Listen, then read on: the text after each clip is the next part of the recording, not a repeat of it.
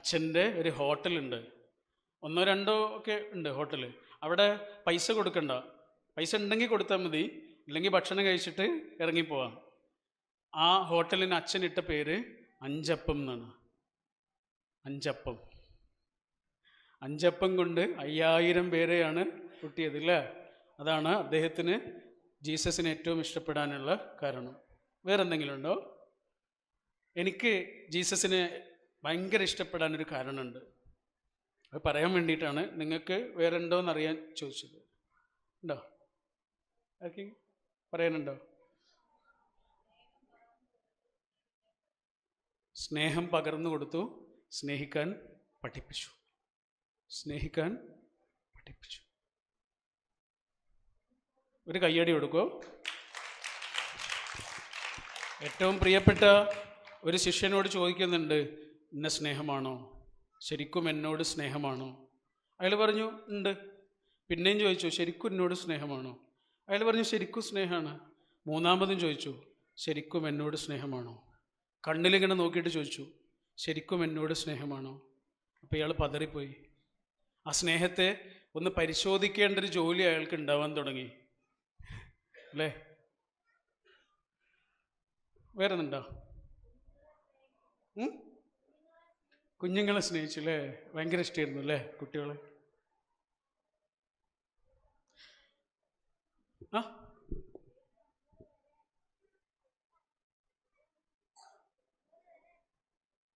സുഖപ്പെടുത്തി 50 പേര് സൗഖ്യപ്പെടുത്തി അല്ലേ?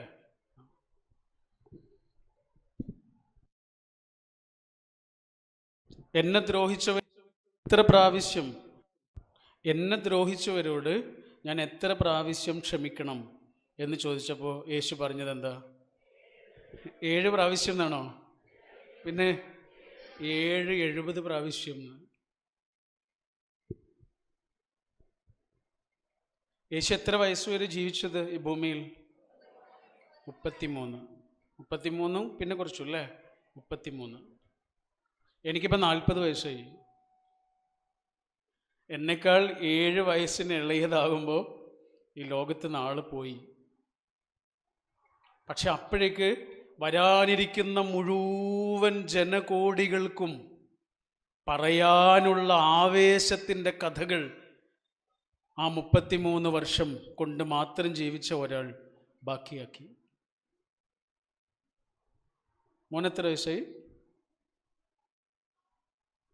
10 വയസ്സ് അല്ലേ? 6 വയസ്സ് വരെ ജീവിച്ച ഒരു കുട്ടിയുണ്ട് നമ്മുടെ കേരളത്തിൽ.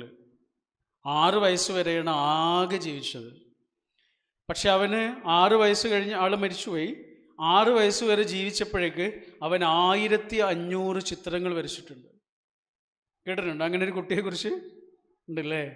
1500 ചിത്രങ്ങൾ വരച്ചു. തൃശ്ശൂരിലെ പൂരത്തിൻ്റെ ചിത്രം വരച്ചു. പൂരം അവൻ കണ്ടിട്ടൊന്നുമില്ല, അവനവിടെ പോയിട്ടില്ല. എവിടെ നിന്നൊക്കെയോ അതിൻ്റെ ചിത്രങ്ങൾ കണ്ടു, ആരോ വരച്ചതൊക്കെ കണ്ടിട്ട് ഇവൻ ആ ആഘോഷത്തിൻ്റെ ചിത്രങ്ങൾ വരച്ചു. 1500 ചിത്രങ്ങൾ.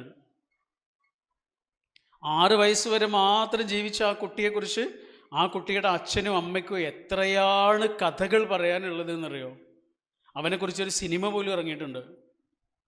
അവൻ്റെ പേരെന്താണെന്നറിയോ? ക്ലിൻ്റ് എന്നാണ് അവൻ്റെ പേര്. എന്താണ്? ക്ലിൻ്റ് എന്നുള്ള പേരിലൊരു സിനിമ ഉണ്ട്. ആ ക്ലിൻ്റ് ഈ കേരളത്തിൽ ജീവിച്ചൊരു കുട്ടിയാണ്.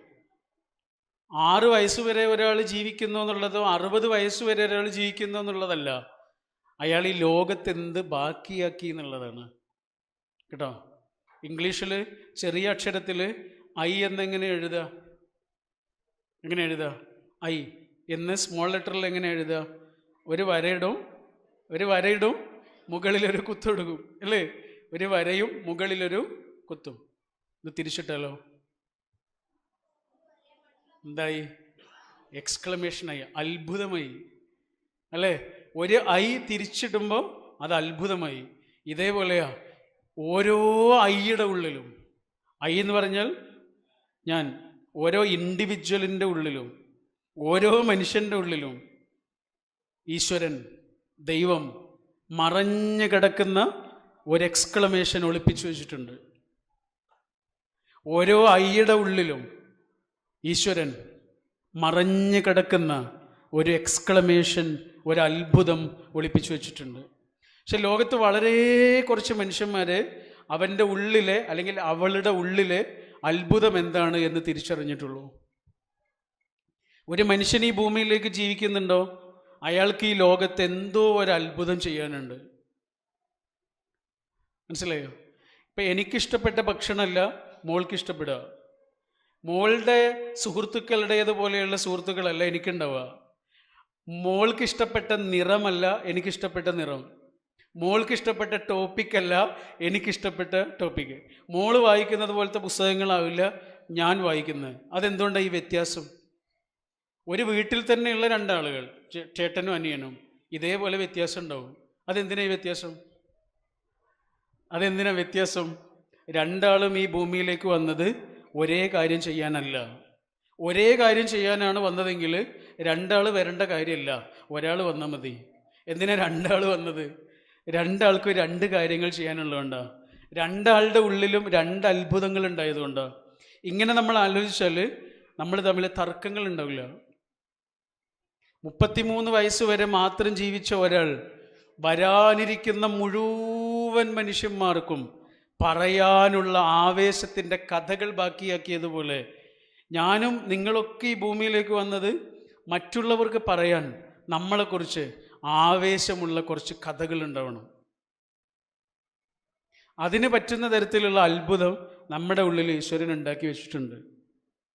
പക്ഷെ അങ്ങനെ ഒരു അത്ഭുതം ഉണ്ടായതുകൊണ്ടൊന്നും പ്രത്യേകിച്ച് കാര്യമൊന്നുമില്ല. അതിനെന്ത് വേണം? നമ്മൾ കഠിനാധ്വാനം ചെയ്യണം. വേണ്ടേ? നല്ല ഇരുട്ടുള്ളൊരു സമയത്ത്, നല്ല കൂരിരുട്ടുള്ളൊരു സമയത്ത് നമ്മളുടെ കയ്യിൽ സ്വർണത്തിൻ്റെ ഒരു വിളക്കുണ്ടായിട്ട് വല്ല കാര്യമുണ്ടോ? ഉണ്ടോ? അത് കത്തിക്കണ്ടേ? വേണ്ടേ?